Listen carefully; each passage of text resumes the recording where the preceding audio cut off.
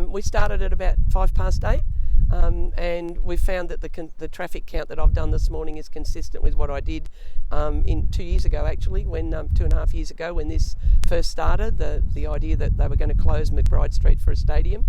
What I'm finding this morning is that even after all the things that have happened over the last 2.5 years, re the stadium and the closure of McBride Street, the number of people that I've found this morning that have pulled over and said, what's all this about? And I've explained, and they've said, well, they can't close McBride Street, that's just madness. We didn't know this. So it's a real concern that even with all the things that have happened and the submissions and everything else, that people still are not aware of detail of what's happening.